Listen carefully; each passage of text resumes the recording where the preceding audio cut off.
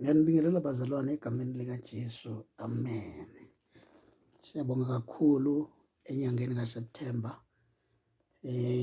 Bazalwane sesiyiqalile, siyabonga kakhulu. Siyakholwa ukuthi inyanga kaSeptember onyakeni inyanga ka9. Inyanga ka9 isikhathi esiningi sisuke isho ukuzalwa kwezinto ezintsha, ngoba ngenyanga ka9 umuntu uyazalwa abone umhlaba, sithokoze emhlabeni. Ngakho-ke nathi masabazalwane, we believe ukuthi inyanga kaSeptember there should be things ekufanele zenzeke, ngoba unyaka wonke kuze kufike kuSeptember sisuke sithandaza, sikhuleka. Ngenyanga kaSeptember there are things ekufanele zizalwe egameni likaJesu. Ngakho-ke bazalwane, ngizocela ukungena kule ngxoxo yami noma kule ntshumayelo ekhuluma ngama-leaders, ama-leaders okuwupart number 3, part 3, yes, part 3 wami, ama-leaders. Ngizocela nje ukuthi ngikhulume ngawo namhlanje. Sizokhumbula-ke bazalwane ukuthi before sikhulumile ukuthi umuntu oyi-leader kumele abheke umfazi onjani noma abheke intombi enjani azongena naye emshadweni, abheke ifamily ukuthi njani, abheke ukuthi history yayithini, yinhle yini history yabo labo bantu, right? So ngiyathanda ukuthi ngiveze lokhu ukuthi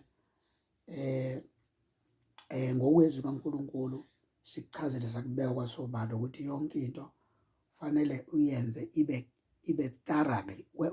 Check your partner, siblings or families thoroughly, ukwenze ngokuzinikela, ukuthi futhi ungatatazeli. If ever uthola izinto oyibonayo ukuthi angeke zizoba inkinga endleleni yakho, ungazi-ignore lezo zinto and wenza lento going with God. Mina ngiyazi uNkulunkulu uma ekutshela into, kutshela usaqala nje. Uma uke waphatha igama lomuntu wathi inkosi usibani bani unjani, kuvele kuklike nje kunembeza wakho noma kuklike emqondweni ukuthi u-wrong, then bese uyaqhubeka because sisabantu. So lento ithini? Ithi sonke uma singena kwamanye ama-relationship siyangena kodwa singene ngenkani yethu. Umuntu uthi lokade eyibekile izinto ukuthi lezi izona zinto engisebenza ngazo ukuthi ngizomcheck ngazo umuntu, abese convince abantu agcina ethi hayi kulungile kungaphileka, yabona? So ekugcineni kugcina sekungasemnandi. Siyazi ukuthi noma umhlaba ukumbi kanje kulezi iy'nsuku, izinto ey'ningi zibonakala zigcwele ukungcola, kodwa uNkulunkulu bakhona abantu asabagcinile nabo futhi abasayigcinile, abasamesaba uNkulunkulu. Siyazi ukuthi i-majority iyayona i-minority, ngoba sebeyi-minority abantu okuyibona abasaba uNkulunkulu. So sithi-ke isiZulu, izambane elilodwa liyawabolisa amazambane egcwelisa-ke elilodwa. So-ke bazalwane, we believe ukuthi noma ngathiwa kunjalo kodwa sekhona amakholo amesaba uNkulunkulu. Right. Ngizocela ukuthi singene la namhlanje sikhuluma ngencwadi kaTimothewu. Sikhuluma la ngencwadi kaTimothewu chapter 3 verse 1. Bese siphinda sithatha incwadi kaTito chapter 3. Incwadi kaTito chapter 3 verse 9. All right.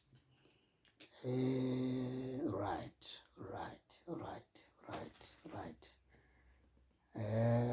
Ngiyathanda ukuthi ngiqale encwadini kaTito bazalwane, bese ngidlulela ngale kuTimothewu. Incwadi kaTito ithi isihloko lapha phezulu esikuverse 8 sithi xwaya izifundiso zamanga. Alright, uvesi 9 uthi, kepha gwema imibuzo yobuwula nezindaba zolimo lokuzalana, nokubanga nokuphikisana ngomthetho, ngokuba lokhu akusizi kuyize. Umuntu onezifundiso ezidukisayo, eselulekwe kanye nakabili male, wazi ukuthi onjalo uphambukile, uyona ezahlulela yena. Right, siyayithanda kakhulu. Ithini le ncwadi? Okay, asiqedele nale kalokhuzana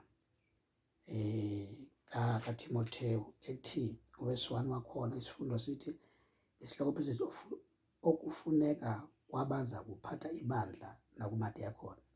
Uvesi 1 uthi, likholeke leli lizwi elithi, uma umuntu efisa isikhundla sombonisi unxanela umsebenzi omuhle. Ngakho umbonisi umelwe abe ngokungaswelekiyo, indoda emfazi munye, abe ngozikhuzayo, oqondileyo, oziphatha ngokufanele, ongenisa izihambi, onesu lokufundisa, ongesilo ixhwele lewayini, ongesiso isilo, kepha obunene, ongaxabaniyo, onganxaneli imali, ophatha kahle indlu yakhe, abantwana bakhe bemthobela ngenhlonipho yonke. Kepha uma umuntu engakwazi ukuphatha okwakhe umuzi, angaliphatha kanjani ibandla likaNkulunkulu na? Angabi ngosandukukholwa, funa ngokukhukhumala, ayele ekulahlweni kwaSathane.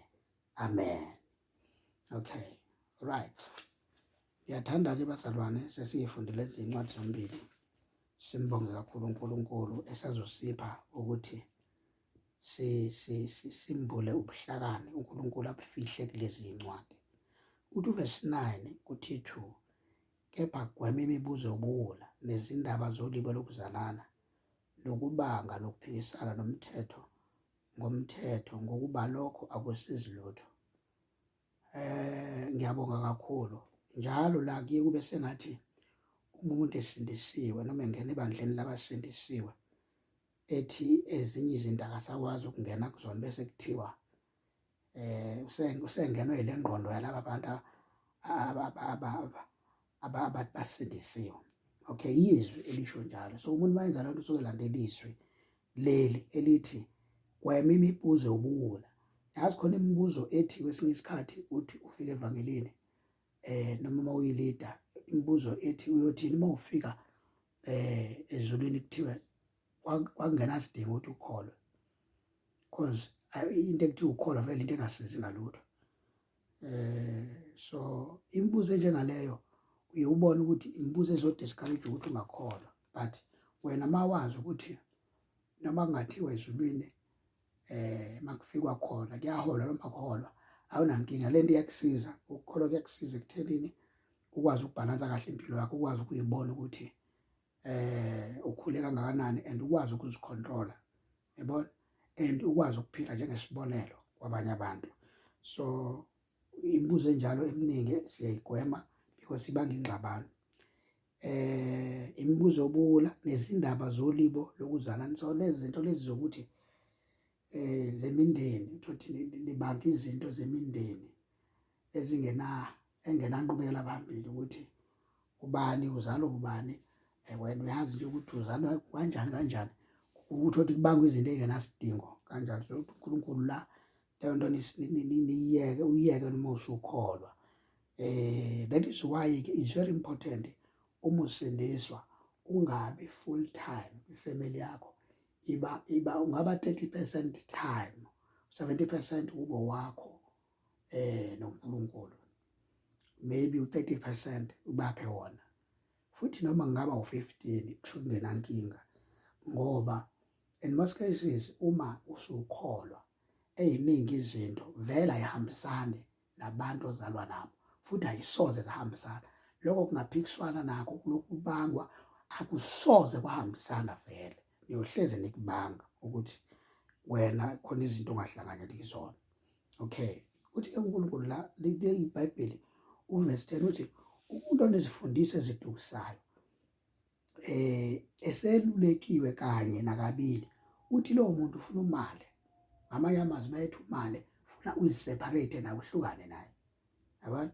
So izinto ey'njengalezo khona abantu othola ukuthi uyabatshela ukuthi okay, uyakhonjwa manje inkolo okholwa yiyona, ayivumi ukuthi uhlangane nabo ekuthenini eziyilovela abahlezi beyipheka, awungeni kuzona, afuna ukukuhlohloloza ngenkani ukuthi udle, athi uzoba nani ngoba wena ukhula uyidla lento. So-ke lithi izwi kaNkulunkulu, umuntu onjalo usumfundisile okokuqala, mfundisi okwesibili, bese anomala. Ukumala kwakho, choose a way ezothi ukuze ube nephisi la ukhona, dede eduze kwakhe, kuyokulekelela ukwenze njalo, ngoba akufanele ulokhu uhlele endaweni obonayo ukuthi ikunika i-challenge ngaso sonke isikhathi. Right. Kuzoba ukuthi iye iqhamuke imibuzo ethi kwesinye isikhathi, okay, njengoba uthi ungena kwi-ministry uzophila ngani, ngoba phela siyabona abantu abaningi bawaka abantu manje. So umbuzo njengalo, yes, sometimes usuke unayo indlela yokuthi ungawugwema, kodwa eminye imibuzo kufuna uncenga uNkulunkulu akuphi ubuhlakani ukuze uyiphendule, because njalo uNkulunkulu uma ebiza umuntu embizele emsebenzini wakhe, uNkulunkulu ukubiza sometimes unazo izinto osuke unazo, abese eyiqeda, ayikhansele nje zonke. If ever ubona imoto noma ubunani umsebenzi, awuqeda, awuvale, ayivale phaka, afuna ukuqala phansi ngezakhe izinto. Uyenzelani lento uNkulunkulu? Uyenzela ukuthi uma uhamba nevangeli ungahambi une-pride, hamba uqhoshela abantu wena uyisigwili noma unothile noma unani, ubala lezi zinto zonke lezo zothi unazo. So uma eqala phansi uNkulunkulu usuke ne-show yokuthi sometimes usuke uzohamba ngemoto oyiphiwe, sometimes uhambe ngemoto oyithengelwe ngabantu, asuke ethi akungabi yikhwepha zakho, ngoba uyazi make kwayikhwepha zakho, ngelinye ilanga ibandla lizokucanula bese uyaliduba uthi mina ngixoshwanga ekhaya, uhambe uyohlala kwakho. So that is why ezinye zezinto lezo kuba nzima kuyi-understanda leyo nto, ngoba abantu abaningi they refuse ukuthi bangene ngaphansi kokulalela leyo nto esuke yenziwe uNkulunkulu. Kusuke kuqedwa lapha igama elithi uzohamba uposte endleleni uthi mina ngeyikhwepha zami ngikwazile ukukwenza ukuthi. That is where-ke la kuqhamuka khona ukuthi abantu abaningi bathi uNkulunkulu akafuni sibe abacebile abanemali eningi. That is why sebekhethe ama-shortcut, bavele babambe wona ama-shortcut, basebenzise wona ukuze bazicebise, because uNkulunkulu, one of the things azishoyo athi, uma sifunda lapha, sesifunda kuThimothi wokuqala, uthi umuntu mayefuna ukubekwa isikhundla sokumbonisa, makabe umuntu ongasolekiyo. Ngamanye amazwi, uma kuthiwa ungasolekiyo, kusuke kukhulunywa izinto ey'tangible, abambeke ezenza. Kungathi uma kuthiwa sisola ukuthi usibanibani kuyilixhwele lewayini, kube kusolwa nje emoyeni. Fanele kusolwe ekuthenini igama likuphume ligcwele ukuthi nakho simbonile, nangu right-handed. Those are the things ekufuna ziba ama-proofs, because abantu, they will not stop speaking against a leader kaNkulunkulu ezaliwe. Futhi into eyenza ubonakala ukuthi uyi-leader ngempela ukuthi njalo uma uzifanele uqala umsebenzi kaNkulunkulu, noma uma uNkulunkulu esekucija, kuvuka abanye abavela abakuyona leadership babe against leadership yakho. That is the one that shows ukuthi you are a leader of God. Ngoba uma i-leader kuthiwa izovele ibekwe nje, kungabi khona umsindo ozokwenzeka, kucaca ukuthi leyo leader kusuke kungeyona i-leader yangempela. So nizokhumbula ukuthi even nasebakhosini, uma kuthiwa kuzobekwa inkosi, kuye kube khona igxoxo esisuka ngisho emndenini. Akubi lula nje ukuthi ilidi vele ibekwe, yabo. Isizathu yini? Kusuke kuvezwa ubuhlakani noma amandla asuke ekuyena lowo muntu, ngoba uma umuntu ebekwa usuke engabekwa ngoba eyibeka yena, kodwa usuke ebekwa uNkulunkulu. That is why-ke kuvuka ukuphikisana, ngoba i-leadership yakhe abaningi basuke sebeyazi ukuthi lo muntu make waku-leadership, ziningi izinto azofika zishintshe lapha. So that is why-ke kwesinye isikhathi i-leadership njalo ihlezi inabantu aba-against yona, is because ayihambi ngokwe-system yabantu, but ihamba ngokukaNkulunkulu. Right. Uthi-ke yena uTimotheo khona la ethi akangabi umuntu othanda imali. So uma ukuthi umuntu othanda imali, lento isho ukuthi uba lula umuntu ozongena la kwi-leadership yevangeli, uba lula loyo muntu ukuthi aconvert izinto abese ethatha lama-shortcut athathwa abantu abaningi abafike la evangelini. Imost yabo bafika bakhala iy'nyembezi bathi sengishumayela iminyaka eminingi. Umuntu abalo 10 years athi ngishumayelile ngenza umsebenzi kaNkulunkulu, kodwa kubonakala izinto ey'ningi zingenzeki ngendlela mina engifuna ngayo. So abesethi umuntu ngenxa yokuthi uNkulunkulu into asuke eyifuna, uyamfuna umuntu okwaziyo ukumbekezelela. uNkulunkulu uyenzeka ayivale yena iminyango, ingavali usathane, ayivale yena iminyango, efuna ukubona ukuthi ngabe uzoba yini umuntu ozofuna ukuthi wena ungabe usaconsulta yena, uyele kweyakho kwabakho abantu ozobaconsulta. So ayivale yena, uzothi uma uthandaza bese yakutshela ukuthi lesi sizathu esenza ukuthi ngiyivale iminyango. So enye into ebalulekile, kubalulekile ukuthi uma uyi-leader ube umuntu oyi-understandayo ukuthi i-leadership oyithathayo uyaphi nayo. Ungabi umuntu ozongena kwi-leadership ngoba nawe uzwe nje unesipho esisodwa usuthi nawe sekufanele ume phambi kwabantu, because lento ye-leadership is not about ukuthi uhlezi ume phambi kwabantu every Sunday. It's about kwi-community, it's about kwi-world, it's about kwamanye amazwe angaphandle kwe-South Africa. That is how iyona ndlela esebenza ngayo i-leadership. Ayisebenzi only if usesontweni kuphela, but isebenza kwimikhakha ehlukahlukene nangokwama-level nangoma-stages ahlukahlukene, right? So nansi-ke ezinye izinto ekufuna siyiqaphele uma sesiphethe umsebenzi kaNkulunkulu. Yile ethi imost yabantu bajwayele ukuthi uma uthi usufuna ukuthi uNkulunkulu usekhulumile nawe uzoqala umsebenzi wenkosi, bese bethi uzowenza kanjani umsebenzi wenkosi ungashadile? Alright, eminye imibuzo leyo eyiqiniso kodwa ekufanele uyigweme, because kwesinye isikhathi abantu bayakwazi ukusebenzisa lelo gama kanti bakushushumbisela umuntu wabo la eceleni abafuna ukumlethela kuwena, abafuna ukumletha kuwena. Because abazalwane isikhathi esiningi bamanje noma abazalwane nje banemkhuba engenabo uNkulunkulu.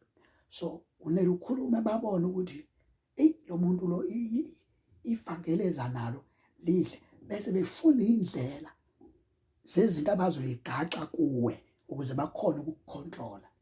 Yabona?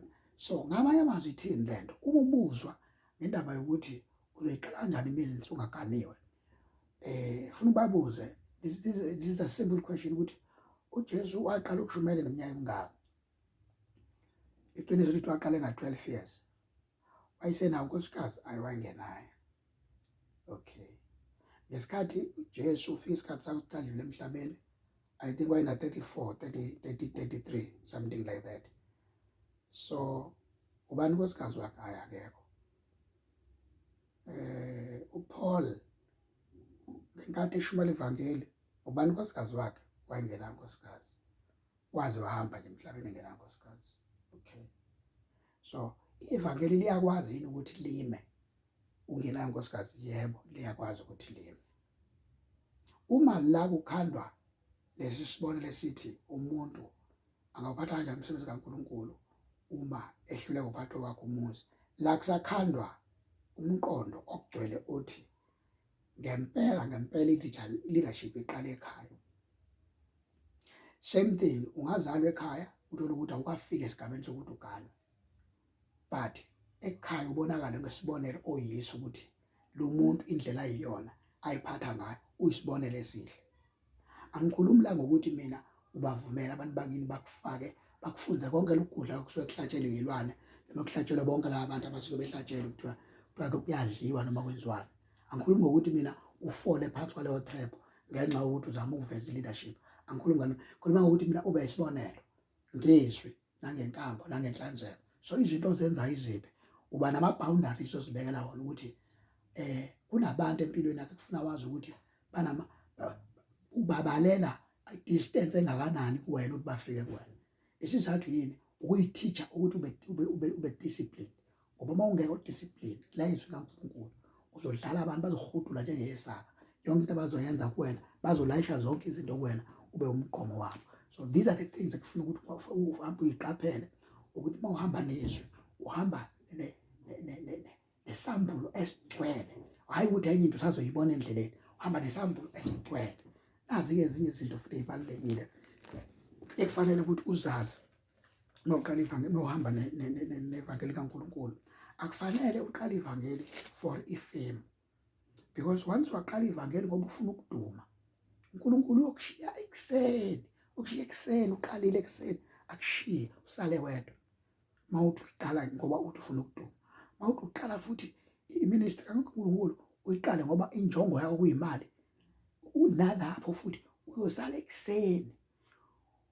Uma uyiqala ngokuthi ufuna ukuyiphakamisa i-status sakho ukuze wazeke noma uphakanyelwe izinga lakho, nalapho uNkulunkulu uyokushiya.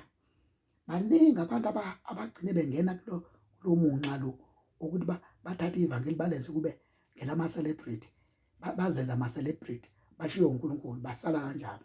Base befuna ezabo iy'ndlela zokuthi basasebeza sengathi usekhona uNkulunkulu, kodwa kanti akasekho, kudala hamba.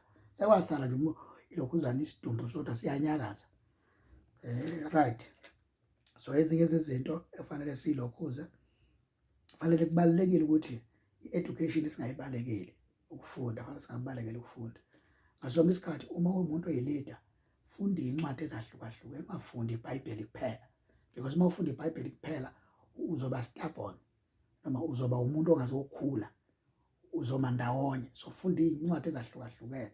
If ever kunamavidiyo ongawathenga, athenge akhuluma ngey'ngceke ey'thile, zikhuluma zikhuluma ukuthi baningi abaholi abahamba phambi kwethu abayizibonelo ezinhle, wathenge uhlale phansi ufunda ngey'ndlela ezahlukahlukene. Iba umuntu o-active ngendlela yokuthi yonke into oyenzayo itshengise ukuthi umuntu o-willing ukuzibona ukugrowa each and every day.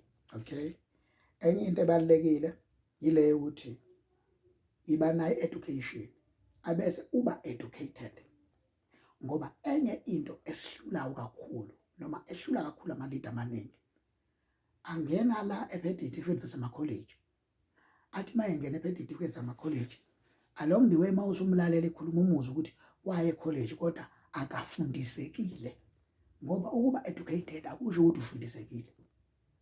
Ukuba educated kuveza iphepha ukuthi uyitholile education yasenamba bani noma yasesikoleni esithile. But ukuba educated kusho ukuthi indlela owenza ngayo izinto. Ivangeli bazalwane alifani nesikole, akufani nokuthi uma umele abaphambili usuku-principal uzofundisa nje iy'ngane, usuyifundisela uqeda uhambe, nawe funa ufundiseke. Uma ungasenayo, uma ungcwele okukhuzayo, maningi amahlazo abonakala uwagila phakathi ebandleni. Abantu bale beshaya amahloni nje bethi kodwa Nkosi yami siyomkhuza sithini, ngaphela usuyemdala, akunkani kuyafiwa. uNkulunkulu-ke bazalwane akabe sahlala kumuntu, akahlali kumuntu onengane. Wanenkani nje akekho uNkulunkulu, uyihlalele wedwa nalesi sigubhu sakho leso senzayo. Ngabe lesi sigubhu sakho lokhu siqongqotha ubangela abantu umsindo ngaso, asasisi lento le. So into ebalulekile leyo bazalwane, ebilo message engiyiphethe namhlanje. Inkosi engathi ingalekelela kakhulu sisenyangeni ka-9 makuzalwe into ezintsha, nama-leaders amasha amancane. Ngiyawakhulekela uNkulunkulu awa-raise, aphakame ukuze ibonakale into kaThixo noma umsebenzi kaNkulunkulu ukuthi basekhona abasezokwazi ukumlalela uNkulunkulu. Ngiyabonga kakhulu egameni likaJesu, amen.